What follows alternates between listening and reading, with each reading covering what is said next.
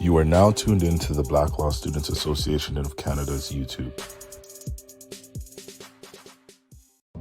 So my first question I have is which law school do you guys attend, and what made you choose to go to the law school you're attending right now? So we go to the University of Calgary.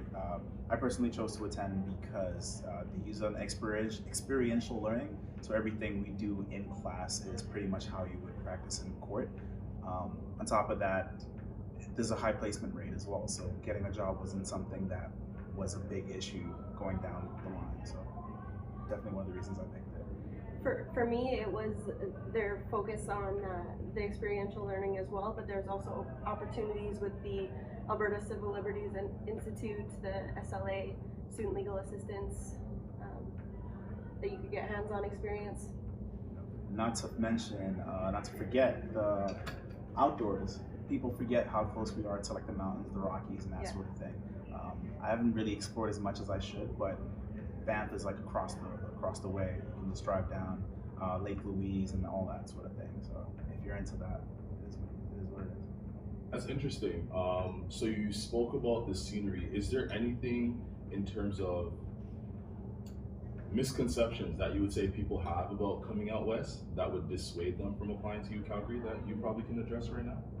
I think a lot of times people think it's a focus on oil and gas, but as he said, the closeness to the mountains, it's also an avenue for the environmental law and like regulatory law. So not necessarily the oil and gas specific, but environmental law as well.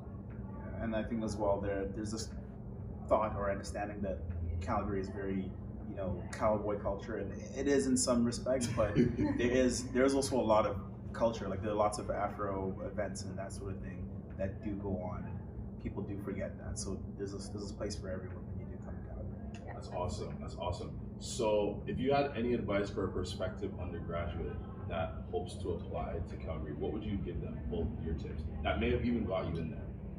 The holistic aspect, for sure. Yeah, it's a holistic application process. I think a lot of places base it on the GPA and the LSAT score, but with Calgary, something that people don't know is that it's holistic. So they take into consideration the volunteer work that you do, work experience that you have, any like outside life experience is also added into that application process. So. And that being said, because you did get in on the merits outside of your academics, you're not just a number.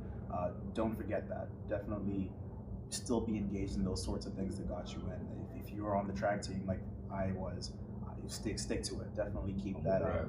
Right. You know what I'm saying? So ad-libbing me, I love it. So yeah. That's good. That's good. Okay. What was one of the personal things that you had to overcome that may have hindered your initial or hindered somebody else that would have been in your position from applying to law school, but you had to overcome? So is there a struggle that you had to overcome in terms of your process to applying to law school that you did that got you to where you are today? Definitely things like the LSAT. Like obviously, I was an international student coming in, so this process of getting to law school was foreign to me. Having to write an LSAT and all that. I was catered towards the UK system, so you just finish school and you go straight into law school.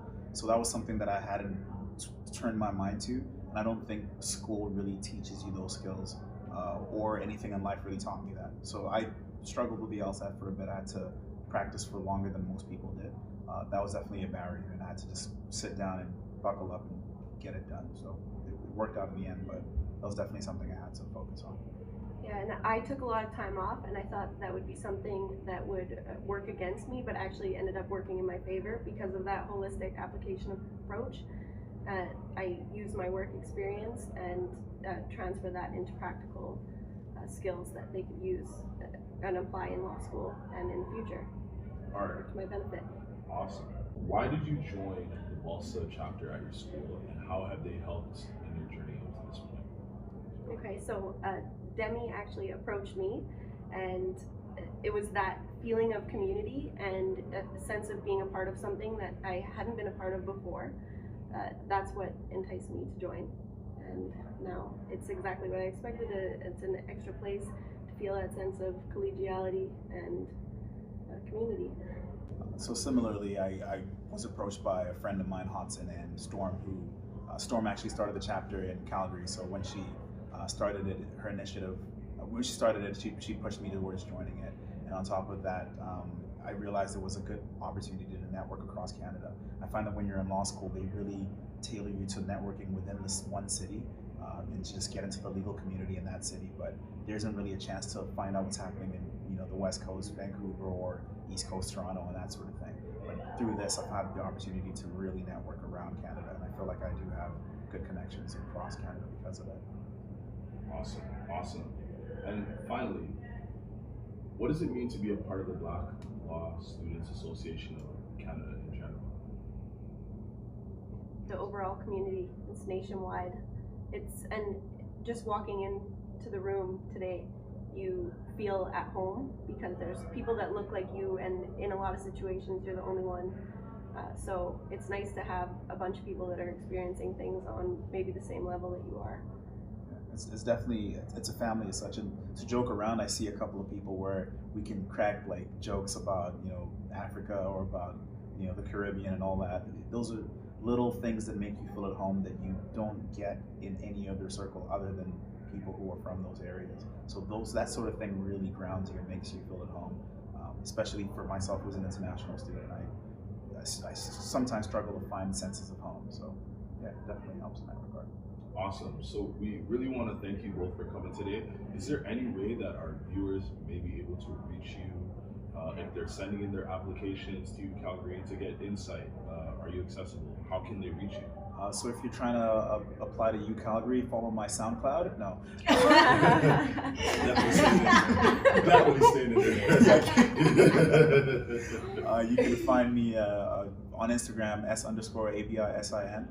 Follow me, send me a message, we can chat over that, or just my email.